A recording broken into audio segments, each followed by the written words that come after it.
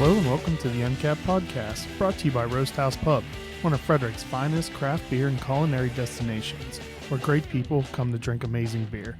Visit them to track their taps and menu at roasthousepub.com or download the digital Pour app to track what's on tap. I'm your host, Chris Sands, and today we're back in the studio and we're joined by Brett Robison, one of the co-founders of Silver Branch Brewing Company. Thanks for stopping by, Brett. Thanks, Chris. I'm happy to be here. So is it the two of you and Christian, or are there other people that are involved? Yeah, it's just two of us that are the managing members. And you are, you're focusing on more of the front of the house, is that correct? And then Christian is the guy sweating in the back with around all the hot tanks, or I guess not, the tanks aren't hot, but the kettle is. Yeah, I joke that he's the guy that makes the beer and I'm the guy that talks about it. Fundamentally, our roles fall into that kind of those two loose categories. But ultimately, we both do a ton of stuff, sort of crossover in each department. So I feel like a lot of people probably think that he has the better job, but I wholeheartedly think that you have the better part of that arrangement. I get to do fun stuff like this today, so I like this. And I definitely prefer sitting around and talking about beer as opposed to, like, brewing. It is fun. It's fun to do every once in a while, but I like to let other people handle that part, and I'll handle the talking and drinking. So kudos to you. Thanks. I'm with you on that. So if I remember correctly, when I met you, you talked about you have quite a history in the hospitality industries. So if you want to just give us a little bit of your background, what have you been doing and what led up to you starting Silver Branch? Sure. So I'll go one round before hospitality, because pretty much since I was 18, I've been in and out of restaurants and bars and nightclubs, until now. My first job, I'll never forget, was working at a cheesy nightclub lounge in northern New Jersey, and that was a pretty insightful experience. But I went to school and graduated and actually worked in the financial world for a period of time. And it was something that, when I was in college and I was working at restaurants and stuff to support myself, I was like, it just sort of was like a job to me at that time. And then I went and did what I thought I wanted to do the whole time and worked in the financial industry, got there and realized, wait a minute, I miss so much about this industry that, for a while I was like, I could take it or leave it. And then having that experience and seeing what else is out in the world and then coming back to hospitality really was like kind of lit a fire under me in terms of like I have a sense of purpose for why I'm here now and what I want to ultimately accomplish. So were you doing like investment type financing or what, like banking, or what category? So I started in the financial world while I was still in college, actually, at a private equity firm. And then I transitioned to a algorithmic equities and options trading role. That's a lot of big words. Yeah, yeah. Well, I went to a tech school, so it was like my degree was essentially half business, half computer science. Okay, yeah. I worked with. I first moved to Maryland to work at Hughes Network Systems, and I worked with this brilliant guy. That after a while working with him, I found out that he had a PhD in nuclear physics, but he was a software engineer at Hughes. Before that, he worked on the Soviet Union's nuclear program, and then he left Hughes to go work for a large investment bank, writing their software, probably the type of things that the fancy stuff you said. I can't, the funny thing was I definitely was not one of the mega genius dudes who could create that stuff. I think my strength was my department was a very small team that sort of worked in between the engineers and the sales team. So I was on the sales floor, for big time financial firm in New York City, right next to all the traders, which are, in front of 5, 6, 7 computer screens or monitors. But really, I was kind of like a translator. I was like, I knew enough about engineering to be able to understand what was happening, and I knew enough about people to understand what they ultimately wanted. So you're like the translator. And when you're dealing with financial matters of that sort of size and scale and technicality and difficulty, you need a translator, and so that's kind of what I did. So all like the way you describe that, all that comes to my mind is me asking you, so what would you say you do around here? I take the specs from the engineers and I go I actually that falls in line with a joke that if I'm if Silver Branch is as successful as I want it to be and as Christian wants it to be over the long haul, then I joke with my team of managers that ultimately I'm going to be the most useless person in the building. Yeah, but it doesn't matter because you're there from day one. You can, after a few years, you can be as useless as you need to be. Well, I know that there's, like I've sort of tried to make my whole career center around being a jack of all trades, which implies that you're a master of none.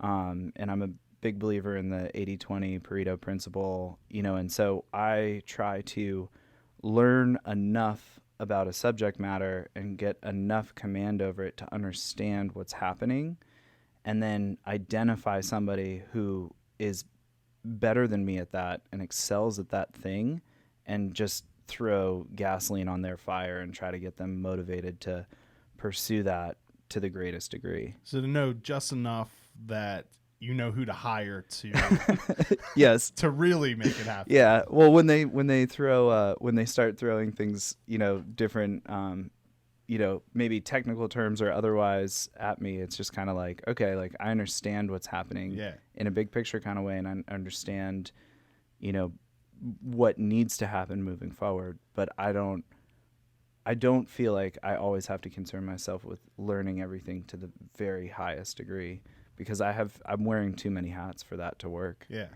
So I've talked to a lot of people who formerly worked in finance. Is it that it's mind-numbingly boring, or is it ridiculously stressful? Or what is it about working in finance that makes so many people want to get out of it? Or is it even just like you make so much money quickly that you can then go on to something else? I think there's a couple of different things there. For me, it's not the stress, because one, going into hospitality, I would argue, is just as, if not even more stressful than the financial world. So having lived that life for so many years, people who can hang their own in hospitality, hold their own in hospitality, I have an immense amount of respect for, because it's intense. It's a hard thing to do. And I think it oftentimes gets shrugged off like, oh yeah, like, like you'll see this with parents a lot. They're like, oh, my kid's a server, bartender, and they, somehow feel like they didn't reach their full potential, or that's not what I ever hoped for them. But it's like, without that perspective of knowing what that's like and why that person is attracted to that and motivated by that. Yeah. And, I think some of the best people I've ever met in my entire life are hospitality professionals. I think in general, Americans as a culture have a very weird opinions on what we consider to be aspirational jobs, or like who you should respect, like what professions are respectable and what are, you've obviously settled for that, or that's all you can handle. Yeah, I couldn't agree more. I mean, I made a willing choice, right? And there's a lot of reasons that sit underneath that, and there's a lot of people out there that also make those willing choices. And I would say, to your point from just a moment ago, stress is not. They're both very stressful. So that wasn't the driving factor for me. And I felt very fortunate as a kid out of college. I was getting to see the inner workings of, the financial epicenter of the world, And so the work, like the things that we were learning about and the things that I was doing on a day-to-day basis were really cool. I think the element that was not so much for me was some of the cultural aspects of what came with doing finance in New York. I've seen Wolf of Wall Street. So It's a dramatized version, especially now because Yeah. the floor is not what it once was, this, that, and the other. But there's more stuff that's real than, it's not all drama. It's not all sensationalized by movies. Some of that stuff is as crazy as it appears.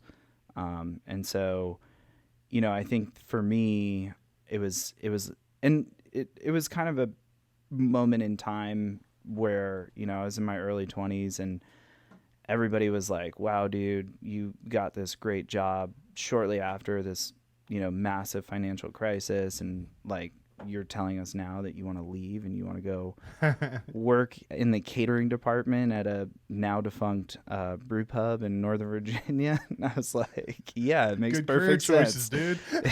Yeah. But it was, for me, it was always about, a cultural element, like, and knowing that I really missed the camaraderie that came with, you work a really crazy shift on the floor with somebody and you guys get off work and you go have a beer afterwards and it all sort of washes away and you kind of wake up and... Yeah, the hospitality community, at least looking from the outside in Frederick, seems to be a very tight-knit group. So I could see even outside of your own restaurant, brew pub, or where you're working, that you see the camaraderie just within the industry as a whole, it seems. It's certainly like a binding element and kind of like a badge that people wear together. And I think you self-identify oftentimes with another hospitality professional because you, on some level, know what they've experienced. Feel their pain. There's all these like Instagram accounts that are like server meme based accounts, and I don't really take care of tables anymore or bartend as much, but I love reading that stuff and laughing about it because everybody has been through one of those scenarios. I always feel depressed every time when like I run across someone posting something along those lines, and the message is simply just like how much saying please and thank you to your server means to a server. Like, it just depresses me to think that there's so few people who are doing that little action makes people feel good. So I'm positive I would never make it working in hospitality. If it were up to me, it would be cool to have more from a perspective standpoint. Everybody just do like 6 months. If I could have I don't want to. a government-run program where everybody has to work 6 months in some service role, then I think we'd all be better for it. No, I don't want to. I don't blame you. I don't like people. So you left finance, and then where did you go directly to? So I took a job at a brew pub right in Leesburg. At the time, it was called Vintage 50. I think I heard of that. I believe it's changed ownership now, and it goes by a different name. But so I pretty much left finance, and I moved back into my dad's basement. Much to his dismay, and was kind of like, Dad, I got to do this. I knew at that time that I wanted to open a brewery someday. Was basically a house? It was in like a small little office building. It was right on. I'm thinking of a different place. Then. It was on. As you're driving into Leesburg from Ashburn, we'll say along Route 7. There's maybe like a road called like Catoctin Circle, I think, I think the brew pub is now called Dog Money, if I'm not mistaken. I think there's one right there.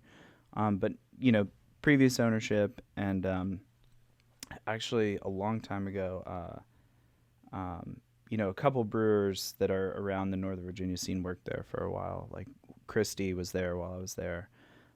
So I kind of, just moved into my dad's basement, and that was the first place that gave me a job. And they were like, we don't have room for you to do anything except work in catering and haul boxes. And I think having a frame of mind going into that where every single day I was waking up and thinking, what can I learn today? Or what can I get from this experience today, made 14-hour days in the summer catering for giant weddings, hauling boxes through 100-degree heat, somehow not as painful as that sounds, because it was very much like I know I'm gonna get something out of this. I know I'm gonna learn something out of this.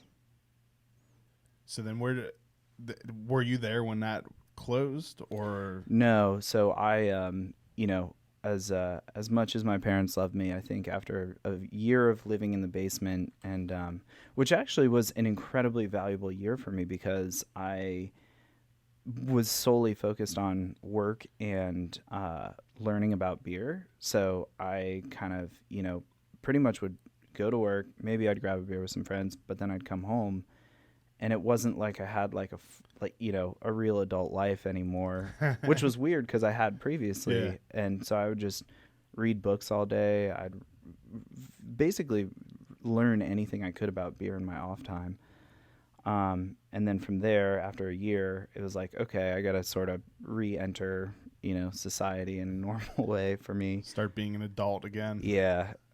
So I moved into DC and was fortunate enough to get a bartending job at Trist in Adams Morgan, which I then kind of parlayed into like more of a head bartender role, and got to build my first beer program.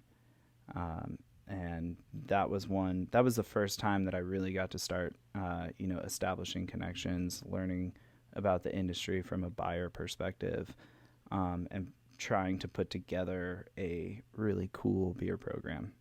Which I think is another thing people outside of the industry don't respect, of how difficult that is. Where it, like, we say I'm a beer buyer, like, okay, you go buy beer, so do I. But it's, at least from talking to other ones, it seems like it's actually an extremely complicated thing to do for a restaurant or for a beer store also. Yeah, I don't have enough good things to say about talented beer buyers. I mean, you have to, it's such a unique set of skills to be able to do that. And I would argue that pretty much all beer buyers, whether they be for a bar or restaurant or even just an off-premise store, the ones that are doing a really amazing job by design have to be jack of all trades, because there's just so much that you're responsible for. And then doing something that takes beer that other people are making and showcases it in a compelling way is, I think a lot of brewers, recognize and understand how important those individuals are to the industry. I mean, we certainly do. Yeah, when I said outside, I meant I was including breweries in the industry also, because I definitely think brewery owners have a lot of respect for beer buyers. Definitely. And especially because they often know the trends maybe even before a brewery is aware of what's going to happen. Well, if you look at the history of the Cicerone program, which is something that I've invested just a lot of my own time and energy into over so many years, the people who first, I believe, really adopted it and were really adamant about doing it were kind of guys like me that were really ambitious, just interested beer buyers that wanted to know more, and then kind of slowly and surely over time, what's happened is the the distributor side has made it such that they'll pay for a lot of their sales rep to get the first or oftentimes the second level of the Cicerone program. What level are you? I'm advanced, so 3. So how many adjectives do you use when you describe a beer? Well, it's funny. It depends on the scenario. So I think like, in casual conversation and drinking and hanging out in my real life, not that many. Okay, good. Like it's funny. I've always I can continue liking you then. I don't. yeah, there's I have so much respect for that program, and I have so much respect for what it does, and I have so much respect for anybody who takes it upon themselves to go through it. But I see me and my role with it, how I interact with it is it's very much a personal endeavor. And so it's like it's a challenge, and I someday want to get the master level. But it's not for anyone other than myself. I mean, it's Yeah, like a personal goal, or it's so more. I guess. I That's one thing I wish I could do better is describe beer. I can't taste a beer and then tell you what I taste in it. It's just I took, I think it was like a 4-month long BJCP training class. I left it with the exact vocabulary that I went into with it. I was able to say this is good or this is bad, or like more like me don't like it. So while I really respect people who have very in tuned palates, I also find it really pretentious when some people just seem to take it a little bit too far. Well, I think for me, the too far line is when you start using descriptors that people can't understand. Yeah, that like when a normal person's first thought is, how do you even have any idea what that tastes like? Right. Like, yeah, it's, saying something like, I won't throw out specific terms because somebody will hear this and then be like, hey, I can't believe you bashed that term. Yeah. I use that all the time. But I think it's more about kind of getting yourself into a position where you have the perspective on communicating to people. Yeah. And that's, at a much better level than I'm capable of, because every time someone asks, like, if I say I really like something, they're like, what did it taste like? I was like, I don't know. It tasted really good. It tasted like good. I think that's, as a brewer, that's what you're really looking for, is you want people to enjoy your beer, and you want them to kind of like say, hey, I really enjoyed that, and I think beyond that, it's nice when somebody wants to give you their unsolicited feedback with a paragraph of terminology. But, taste and perception and, flavor, those are so 100% individual to that person. Actually, well, not even to that person at that moment in time, based on environmental factors and mood, even maybe that's why I have too many mood swings or something. I can't pinpoint what a flavor is.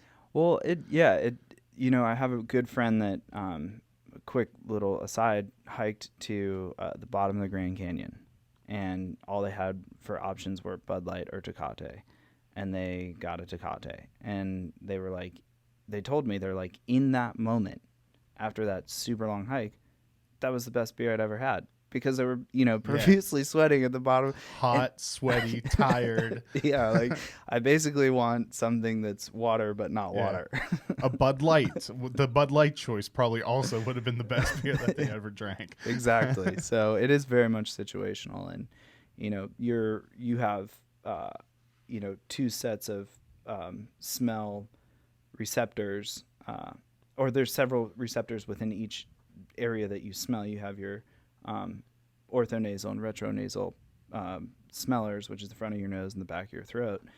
And combined, your smell profile is more unique than your own fingerprint, which is 100% individual to, or specific and unique to any individual in the world, which is crazy to think about. Yeah.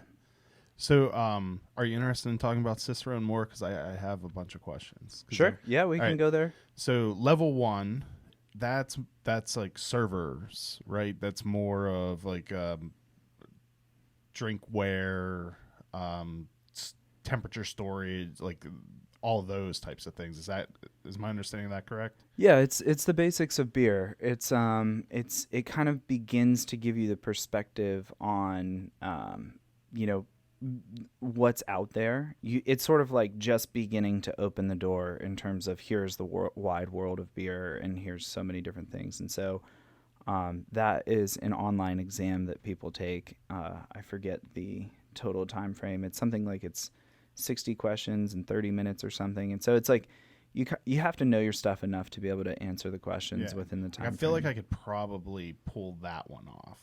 Definitely. Because that's more of just like technical beer knowledge, right? Yeah, it's like if you have been interested in beer and just kind of been learning and drinking and are an enthusiast, like you may want to brush up on like a few small things, but absolutely that you could take that test today and probably pass. All right, and then level 2, what kicks in on that one? That's when it gets real. Is that when you have to have a palate? That is the first time that you start doing. So that's where I start failing. Well, it's tasting. It's so funny because people have a perception that tasting is like either a skill that you have or one that you don't. And I actually think it's sort of like sports in that you just practice, and you practice with the intent of formulating those words. And I don't think that. I mean, there's probably a few individuals that are naturally very adept at this skill, but for me, every step of the way, I have failed the tasting portion at one point or another to get through each level. And all you do is you just go back and practice. So that one is definitely quite a bit harder. There's a sizable jump from the first level to the second, and you do off-flavor tasting. So you develop your skill around pinpointing specific off flavors, like diacetyl and DMS and acetaldehyde, and a whole variety of. So other I can't actually do that. So if you can do that, then you're already several steps further ahead. And the fact that you did a BJCP class is a really good primer for getting yourself ready for that type of thing. You write essays. You have to write a full essay about oftentimes beer and food pairing. You have to, you have to answer a lot of short answer questions. You have to be you have to study very intently the BJCP guidelines. And so, Cicerone is kind of like the jack of all trades certification within the beer industry. And it because you have to know about beer and food pairing, you have to know about beer styles, you have to know about brewing ingredients and process, you have to know about keeping and serving beer, and you have to know about beer styles. So all 5 of those are kind of the I believe those are the 5 major pillars of the program. Okay. We're going to take a real quick break to thank our sponsors, and then we'll talk about so there's level 3 and then master. Yeah. Right, so I want to find out how hard level 3 is, and then we'll go back to actually talking what you're here to talk about, Silver Branch. Okay, cool. A huge thank you to our presenting sponsor, Roasthouse Pub, which is located at 5700 Urbana Pike in Frederick, Maryland. If you have listened to this podcast before, you have definitely heard me go on and on about the beer dinners that Chef Nico creates. Simply put, they are amazing. But Roasthouse Pub has much more to offer. Their friendly staff is knowledgeable about beer and will help you choose from among the 20 beers they have on tap. In addition to the awesome beer selection, the food is always amazing. Make sure to follow them on Facebook and check their website at www.roasthousepub.com to keep up to date on their constant stream of events. So actually, before we dive back into it, you can tell us about Glass Castle, because while you're still sipping on beach drink, I've been in a room all morning that the AC isn't working, which seems to be trickling into the studio at this point. So I'm drinking a little more quickly. So tell us about Glass Castle. Sure. Which is a cool name. Thank you. Yeah. I'll tell you about the name first, actually. I would like to think that it's a byproduct of this whole exercise that we went through, where our original name for the brewery we got a cease and desist letter. And in that process, we had to start really learning how to name things and what goes into it. And we kind of turned it into a little bit of a science about why certain things sound good versus why other things don't. And then beyond that, it's what story or context can I attach to it. And so the ass part of glass and the ass part of castle, the hard AS consonant back to back like that, it just sounds good. Like it flows off the. Oh, I thought you were going to say it's because for the a-hole that sent you the cease and desist. Yes, we'll say that too.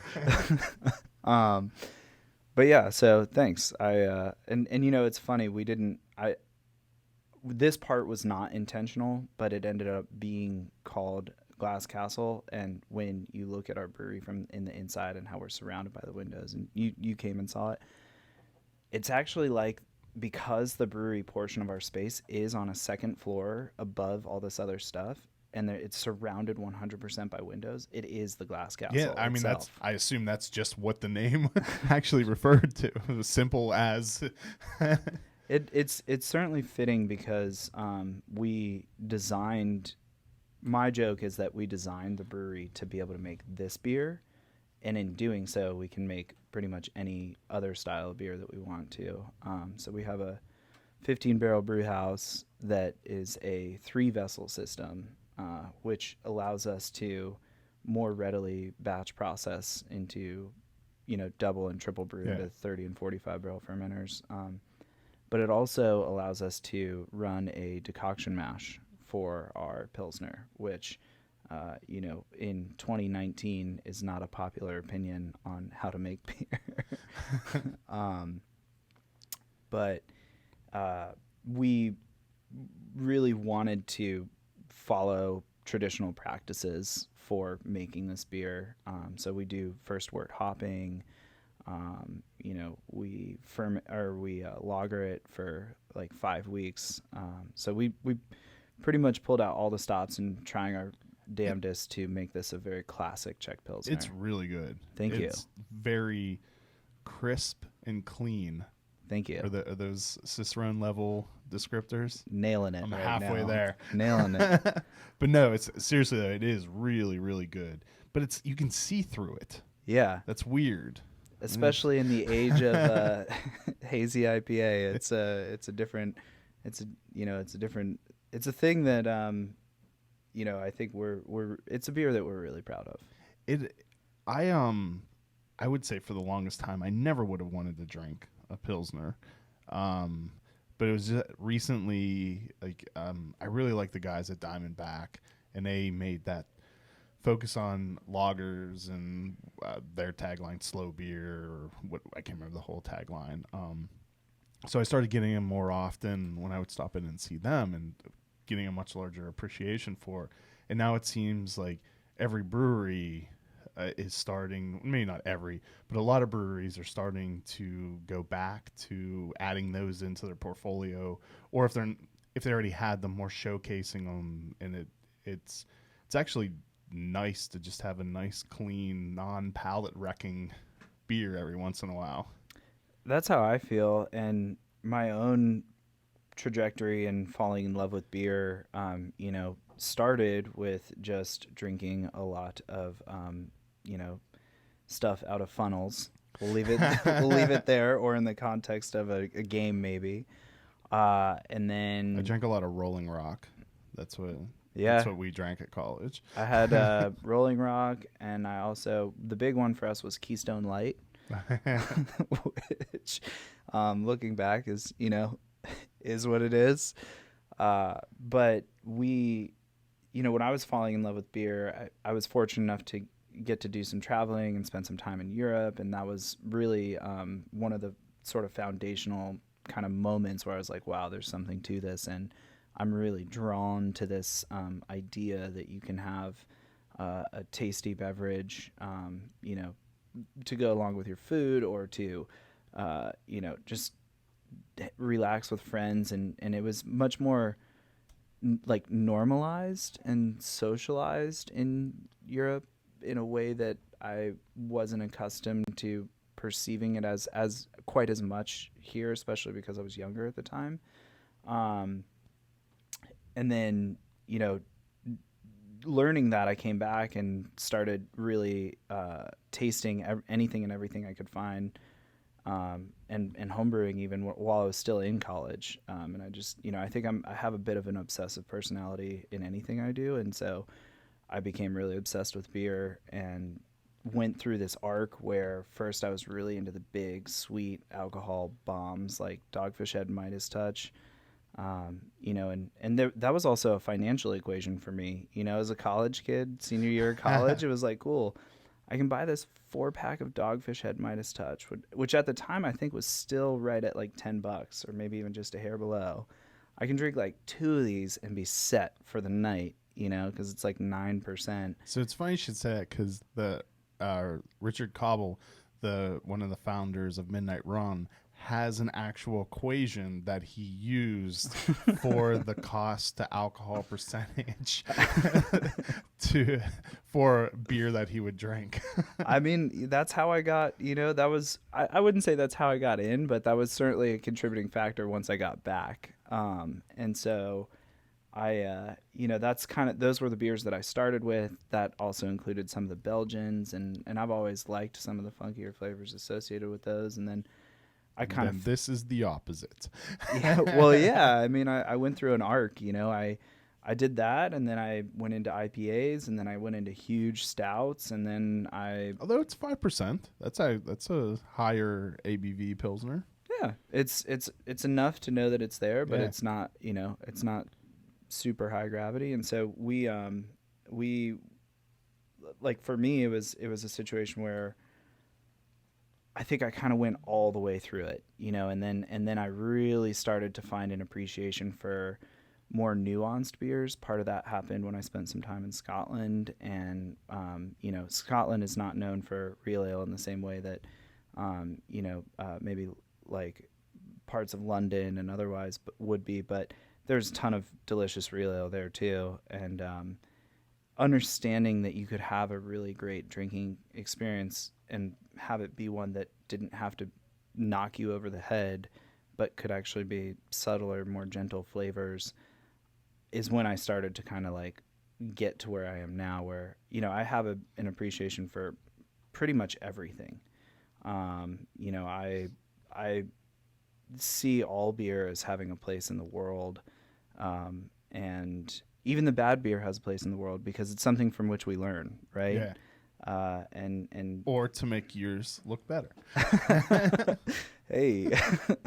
But yeah, so with that in mind, what you'll catch me drinking more often than not, especially at the brewery and in my day-to-day life, is a really tasty Pilsner. That's just the beer that I have landed at, where I go for that all the time. Like, my staff now has it down where if I sit down at the bar to talk to a regular at the end of the day or something, just bring a Pilsner over to you. They don't even ask me half the time. They just put it in front of me. So that's definitely where my heart is. All right, so Cicerone level 3. What do you start getting into at that level? Well, okay, here's what I'll say. Level 2 has oftentimes associated with it some professional incentives or benefits. I think it communicates a thing within the beer industry that there was a time where it didn't. Cicerone, when it was first starting, didn't have as much weight. Not as many people knew about it. Now it really, for everybody in beer, it means something. And I don't think there's anyone that would disparage. If somebody's gone through the trouble of getting their certified Cicerone, they know that person worked pretty hard for it. And oftentimes that might have a role in you landing a job at the newer spot that you're going to. If you want to go from bartender to bar manager when a new restaurant opens, having your certified Cicerone is going to make a difference, especially if they have a beer focus when you're submitting your resume for an application. If you want to move from at like a craft oriented distributor, if you want to move from sales guy to sales manager or territory manager, getting your certified is going to make a difference, really and truly. I think getting past that level is both so demanding and so rarefied now still, and I think this will change over time, where I think the people that are going for the advanced level or for the master level beyond that, I think most of them are in it for the sense of personal achievement. I think that's where you make the transition where you say, okay, maybe this will benefit me professionally. Maybe it won't. I don't care. This is something I'm interested in doing. Yeah, the edge you receive is minimal compared to going from 1 to 2. Yeah, like going from 1 to 2 is a meaningful difference. Going from 2 to 3, it's not to say that you couldn't do it, but to even have a decent chance of going from 2 to 3, you should you would be working in the industry, okay, or you would be a very, very adamant kind of enthusiast homebrewer. You'd be reading books all the time. I mean, I find it to be like a self-exploration when you make the decision to go for the advanced level, because it is very, very demanding. And I don't know anybody who, and that's not to say that it hasn't happened, but I don't know anybody that doesn't work at a somewhat managerial level within the industry that has the designation. Okay. And I think they do make some of this center around real world problems that you deal with in the beer industry in terms of preserving beer quality and service. And so things like that I simply just wouldn't know because it would never come up in my life. Like, you probably are doing yourself it would be very hard to pass both the second and the third level if you don't have a pretty solid understanding of how commercial draft beer systems work, for example. Yeah. So like you really have to invest the time to teach yourself and to get the hands-on experience with those systems to get through the testing of the higher levels. So just having a lot of beer knowledge isn't enough. You need to know how to serve it, or how to get the beer into the glass at the appropriate way. Yeah. And I think that's where, that's kind of where the cutoff point is. I think you stand a much better chance getting through the higher levels if you have a couple years of professional experience within the industry, working at either a brewery or a bar and restaurant. So is 3 just more in depth of 2, or is it adding in a whole nother aspect of beer knowledge? 3 is much more in depth. Okay. Yeah, there's 3 is like the jump when, in 2 you're identifying off flavors and you're required to learn about the 4 or 5 most common ones and what their properties are, and then you have to choose them from an answer key during your your tasting evaluation. In 3, you have to blindly identify a set of, I think it's like somewhere between 14 or 16 off flavors. So just pick it out of the glass. No answer key, Okay. no nothing. Here's 8 samples. You have to identify all 8 of them properly. Or whatever. Maybe my numbers on this are wrong, but that's the gist of it. The level of difficulty is like it jumps like orders of magnitude when you start.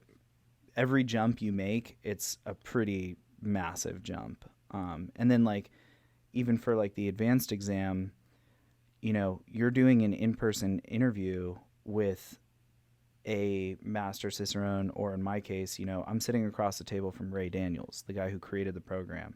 And he's asking me to tell him about British mild, right? And it's like, okay, well, so you're like, you're sitting there and you're kind of like, like, because you know that information is even in your head, but it's not even good enough for that information to be there. Your memory recall and your ability to converse about it has to be top of the tongue for you to pass the exam. So it gets really hard. Yeah, I definitely would not be able to do that. I'm not good at memorizing stuff. It's having an iPhone in my pocket that I can quickly find anything in 30 seconds has completely destroyed my memory. I find that when I'm driving places, like even trying to get here today, I wish I knew more about where I was at any given time. But I've certainly fallen privy to leaning on my Google Maps all the time. So then at the master level, so I watched Netflix has one of the, or maybe I watched both of them, about becoming a sommelier, and I just thought it was ridiculous how you could possibly taste something and then like be able to pinpoint what region of the world it came from, and like all these things that in my mind there's no way I would ever be able to do. Is there aspects of that type of things in the master Cicerone level where you have to taste something and be like, oh, this is some obscure style of beer that you may never have tasted before? Or what's that test like? One of the hardest, so you do 8 tasting exams for the master level, and each one of those runs 15 minutes long, and it's stretched out over, the whole exam is stretched out over 2 days. And I can actually say that I took the master Cicerone exam and did not pass.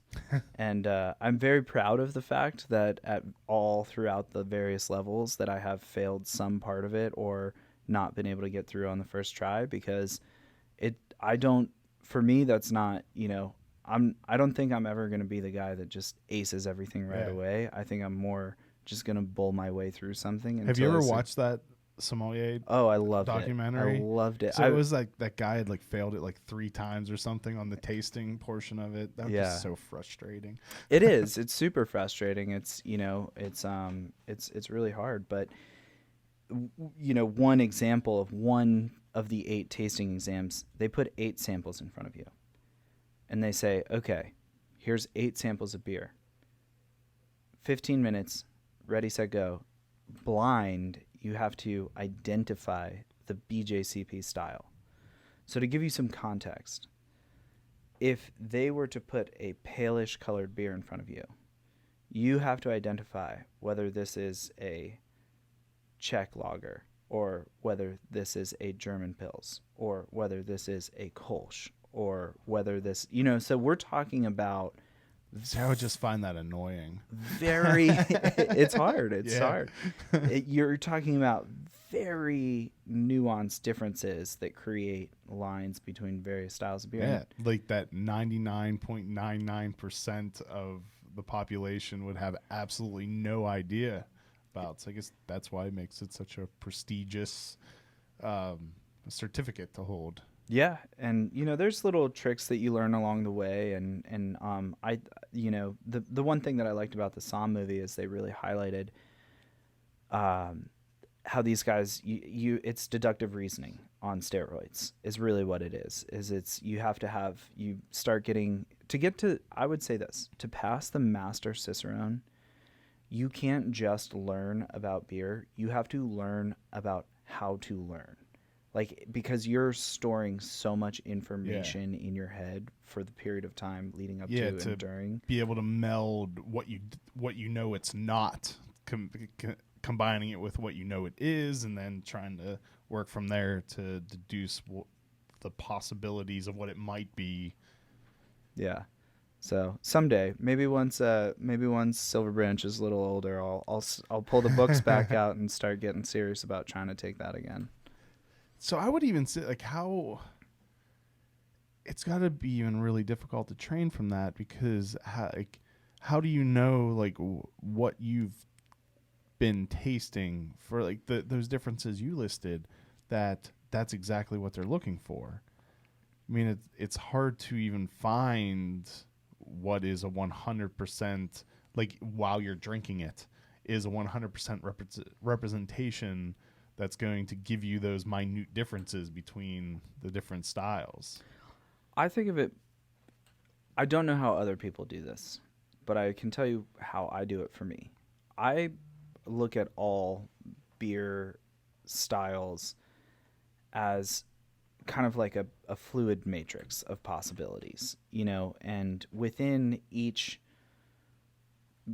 individual beer style, there's a smaller or wider range along that matrix that you can identify certain things from. So like some beer styles, like Saison, perfect example, borderline defined by not having a definition, right? Because that's the beer that every brewer is like, well, it can be this and it can be that. It's kind of like a catch-all.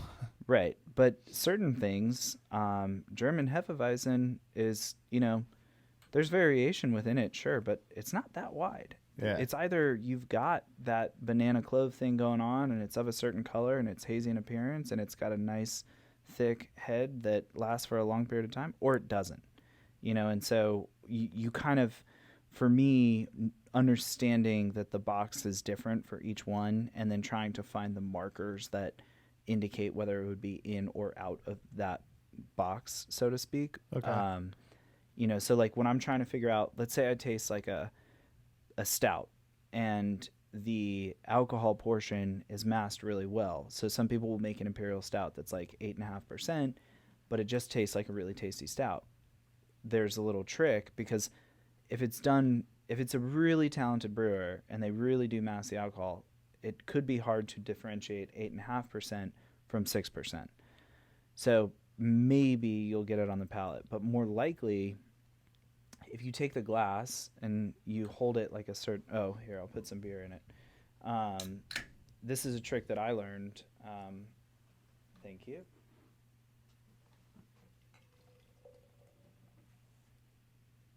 So if you take the glass and you hold it along the side and you look at the bottom line of where the bubbles are and you hold it out like that and then you pull the glass up, oftentimes in a clean glass, the rate at which those bubbles will move along the side of the glass up indicate whether it's a high alcohol beer or not.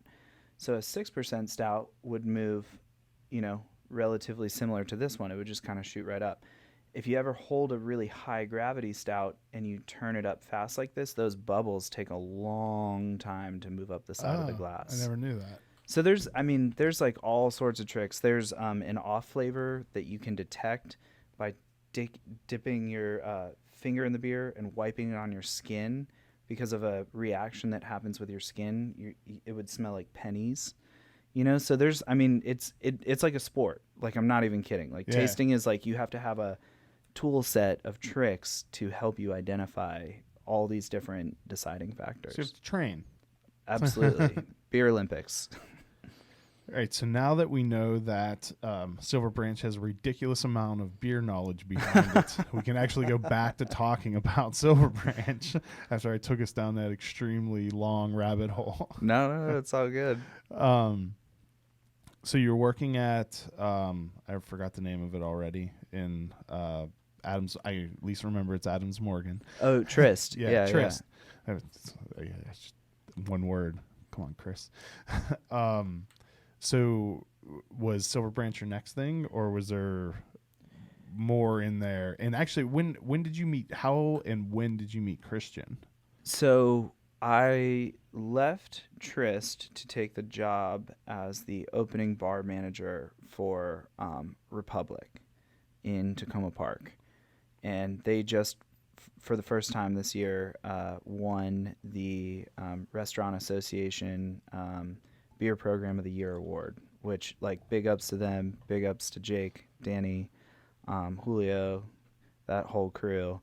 And that was when I think my luck intersected with my desire to really propel my beer career forward, because having been a beer buyer in DC, this was back in 2013, having been a beer buyer in DC, which is the Wild West, you kind of get beer from everywhere. The distribution laws are super lax. There's a whole bunch of stuff that goes into it. You can drive to wherever, just pick some stuff up and bring it back to sell.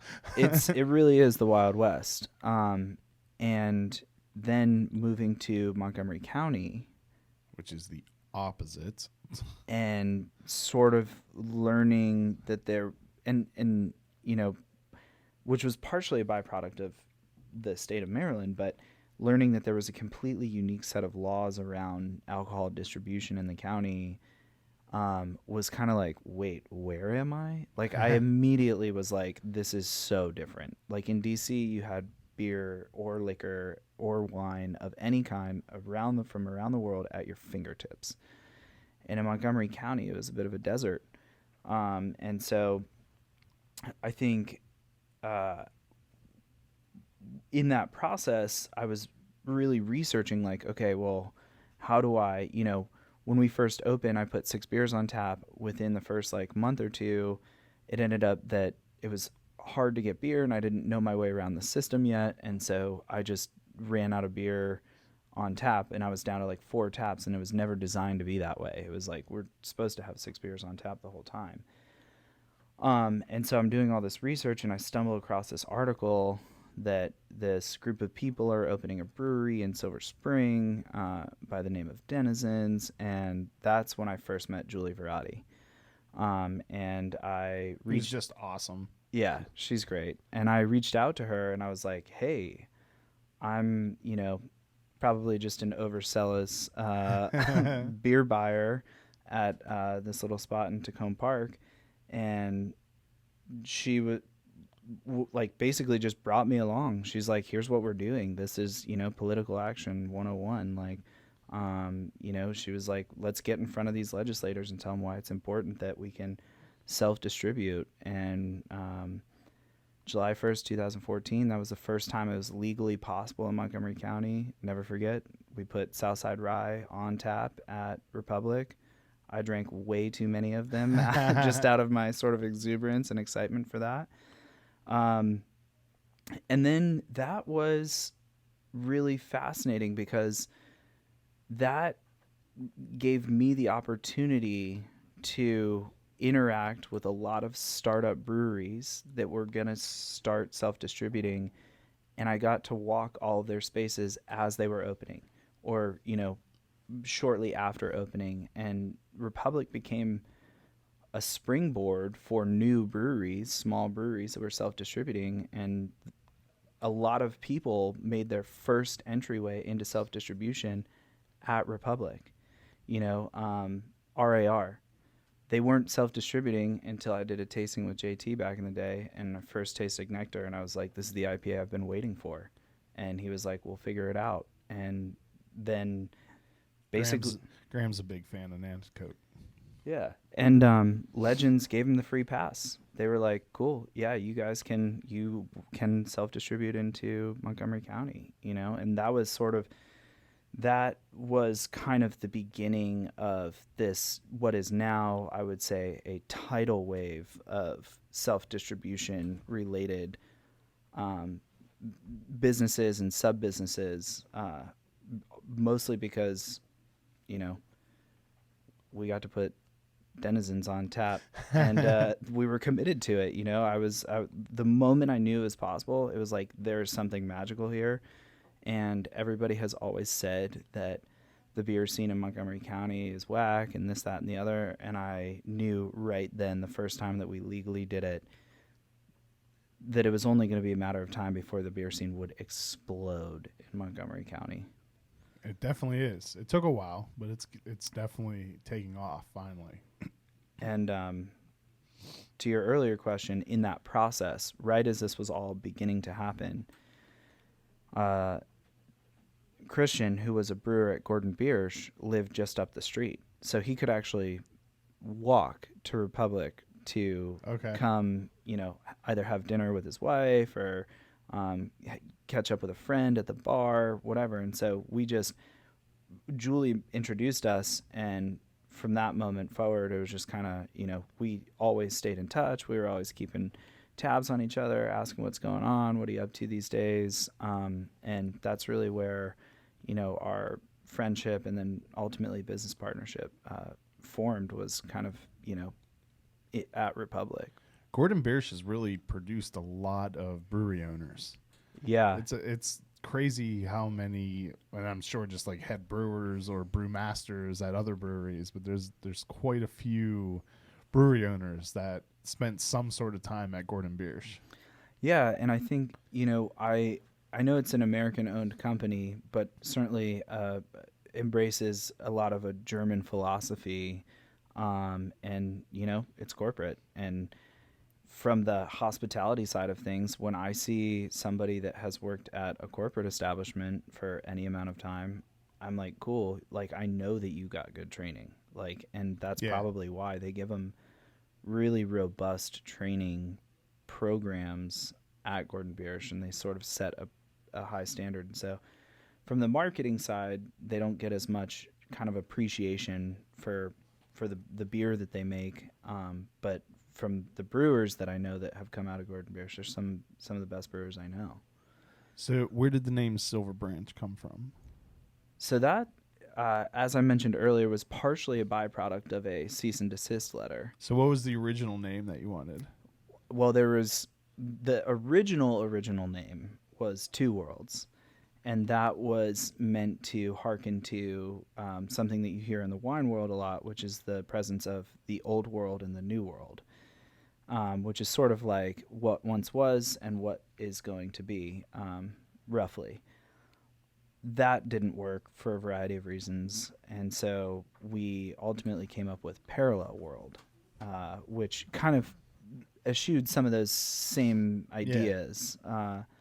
And we got approval from the U.S. Patent and Trademark Office. We're like really good to go. We're telling that to our investors. We've got our logo designed.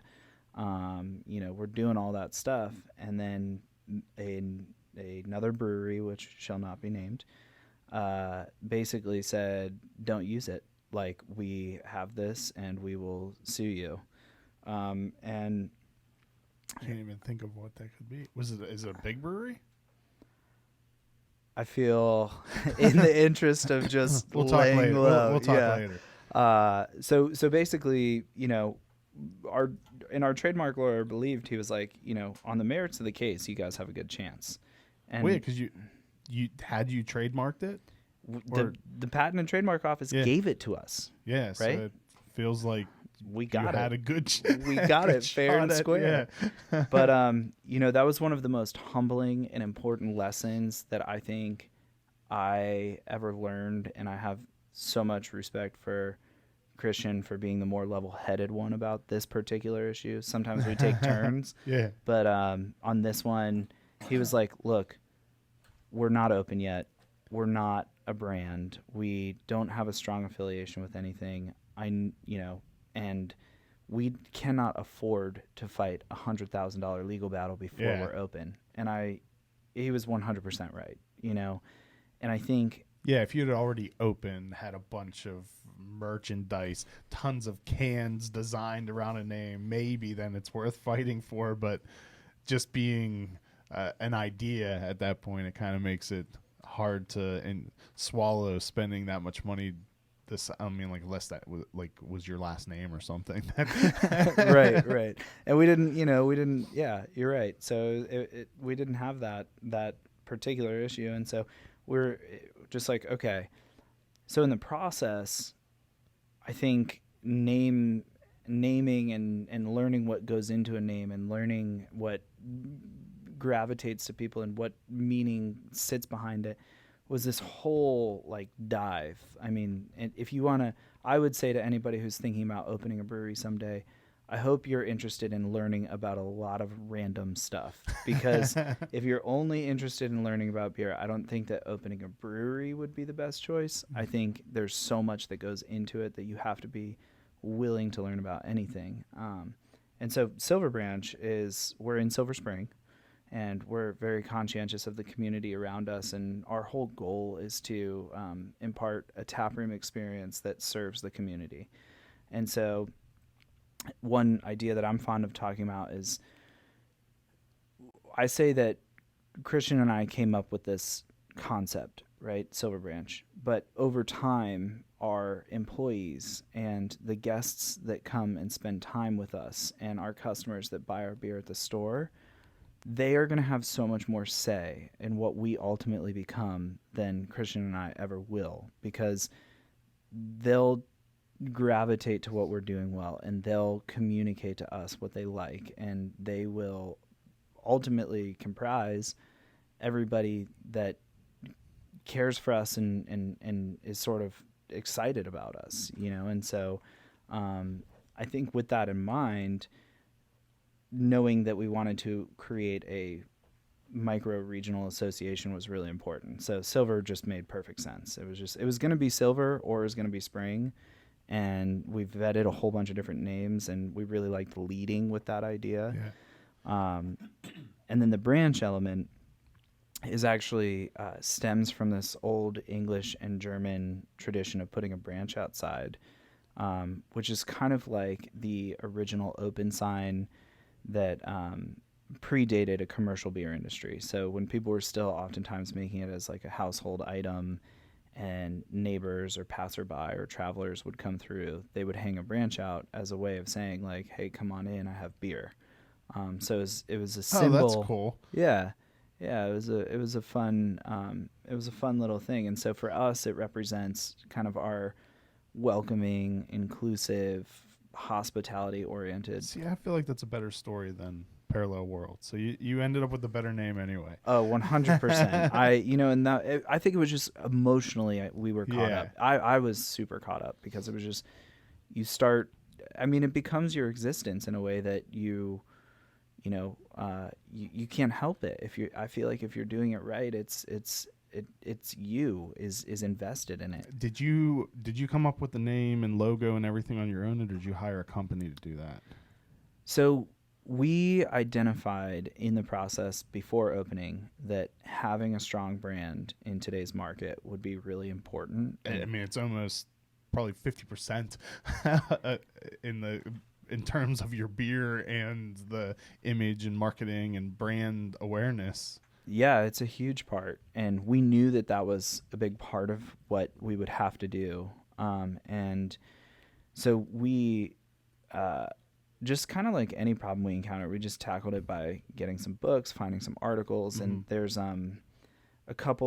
there's a branding agency that puts out like here are the questions that you have to answer for yourself to start to understand what your brand is going to ultimately look like and what it's going to represent.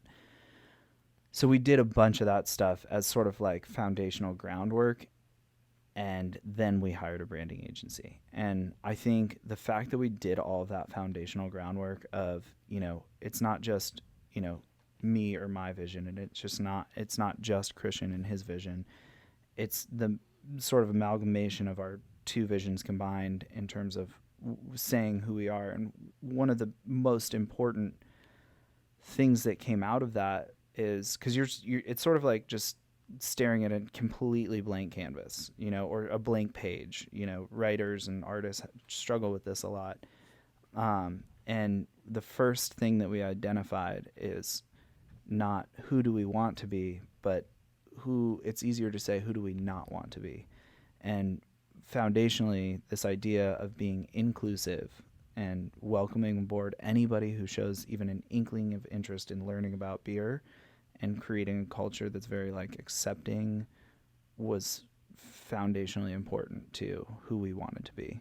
We did a much better job than the city of Frederick because our genius politician spent $45,000 on an abomination of a logo that I think Graham, is it one of the most commented stories we've ever run? It's way more comments than we typically get on the newspaper's Facebook page. And I was scrolling through them just trying to find someone who had something positive to say. Because, like negativity is usually louder on the internet. There wasn't a single positive comment about it. But like it is in art and things are definitely objective. But it is absolutely horrible. So congratulations on not hiring a firm in Jacksonville, Florida that charges a bunch of money to come up with a horrible logo and tagline. Thank you. We vetted our agencies pretty aggressively. The city of Frederick could probably ask you for some advice. No comment. So the building you're in, what's that? What cross section are you at? So we're right on the corner of Colesville and 2nd Avenue in Silver Spring. How close are you to where Noah is? So Noah is sort of squarely in between us and Denizens along East-West Highway. Okay, so I think, but not like right next door to you. It's a couple blocks down. Yeah, so there's actually in Silver Spring, there's 2 entrances/exits at the Silver Spring Metro station. One of them, if you come out of it and walk right up the steps, you're pretty much on the plaza that we're in. Okay, so, and then the Noah one's at the other. Correct. Okay, because I used to work in the building right next to Noah. And when I was there, like everything looked so different, and we were walking, and it was night, and I was confused because it was also like 15 years ago. I was like, "Is this the building I worked in?" Or because I would have been leaving work much more fun if a brewery was on the first floor, because I rode the Mark in, and you can drink as much as you want on the Mark, so it would have made the ride from Silver Spring to Frederick much more enjoyable. But that was something. When we visited, and I think it was before you had your grand opening, I was there, right? Like it was like really early on. Yeah. I think it was the first time I was at a brewery that was in high rise. Yeah. So that is a whole trippy concept unto itself. And this is a little bit of the restaurant side of me and our understanding in terms of what we wanted. It's when you're a brewery, there's a concept, or I kind of believe that on Friday, Saturday, Sunday, you have a lot of weekend brewery traffic. Certainly certain locations are better than others, but you are gonna, if you're making good beer and you're making people happy, you're gonna be able to be busy on those days. A lot of breweries struggle with having a lot of space that they can't really do much with on Tuesday night. And so we were really intrigued by this particular location when we were exploring this one and a bunch of others, because we were saying to ourselves, hey, like, this is so centrally located and so close to the metro and has office tenants above it. Like, we could be busy on Tuesday, like for happy hour. And so that was one of the major drivers for why we were there. Another one was, if you believe that when you open a brewery that you get to have a cultural impact, which I very strongly do, and in so many ways, the decisions that you make, what you do, what you don't do, what you say, inject something into the world. And if you're closer to more people, you have more opportunities to brighten somebody's day or to give them a positive experience. Yeah, you can catch those people that just made their commute out of whatever awful job they spent the day at DC, hop off of the metro and sit down and have finally a bright spot in their day. There you go. And it's I think that's really important for me. I mean, that's something that when I was bartending, I got such a kick out of, like, the idea that I could impact somebody's day, even in such a small way, to make them just feel a little better, relax a little more, kind of take the tension out, was just so rewarding, and I think I never got tired of that. And I think when you are centrally located, you get more opportunities to have people stop by and kind of get that. Is that worked out? Is it what you envisioned as being, like, people getting off the metro on their way home from work, stopping in for a quick break or to grab a 6-pack or? Yeah, it's funny because our original business model was more, originally we were going to be a little further out. And then when we started thinking about things and we started thinking about wanting to have a really awesome tap room, we were hoping that it would pan out the way it has so far, which is that, we're very fortunate in that we've been pretty busy pretty much Monday through Sunday, every week. Awesome. Yeah. So that feels really good. But we get a lot of big groups because we have a very large taproom space. So we get a lot of people that are. Yeah. It feels like it just goes on forever. Like an entire office. Yeah. We'll get like 20 people come in, we'll get a group of 25 people that just drop in unannounced. And if you're a full-scale restaurant, that's a very hard thing to deal with. But we're a brewery, and we offer snacks, and our focus is beer and service. And with that in mind, I think people like that. People know that they can lean on us for those types of experiences. Well, Graham informs me we've been talking for a really long time. So I think we just need to have a second Silver Branch episode at some point when maybe it's not as crazy for Christian. Both of you can come on so we can talk a little bit more depth than Silver Branch. Plus, you've only been open for what, a month? 2 months now? 3? 4? I think 4 months. March 3rd. We officially opened March 3rd. We'll just put an ish on and then I'm right. Yeah. It still feels like a blur no matter how long. I can't even imagine how. And it seems like when you hit the 3-year mark, that's when you can let your foot off the gas a little bit, because then you've been able to build up enough of a workforce around you that not as many things are on your shoulders as the founder and operator of a brewery. We'll see.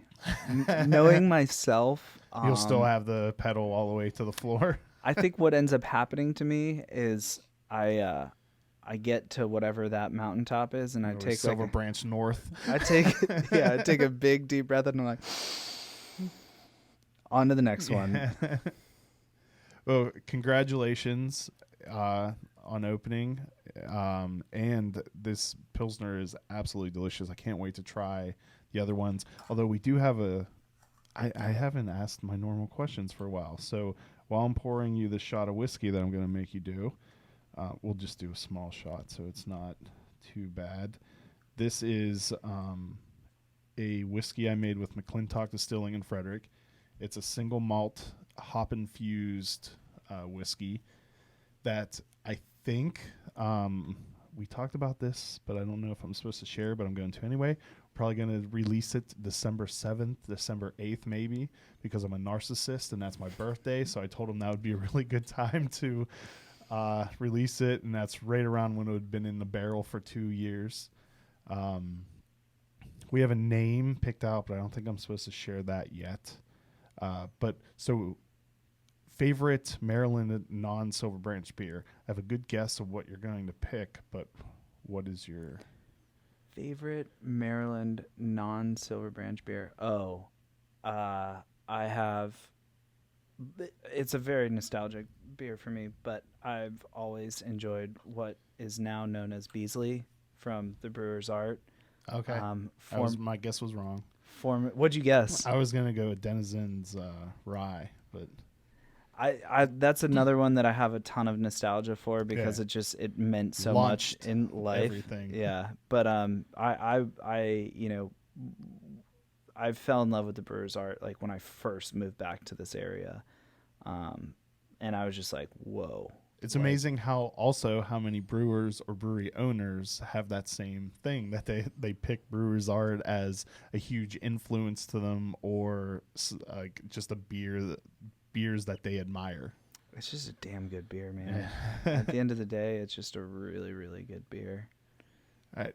Well, I want to thank you so much for coming up and chatting with me.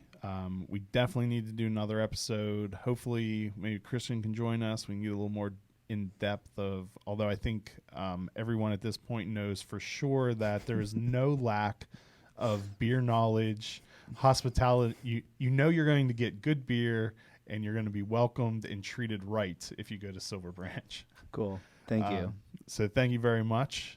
Thank you, everyone, for watching and listening. Cheers. Cheers.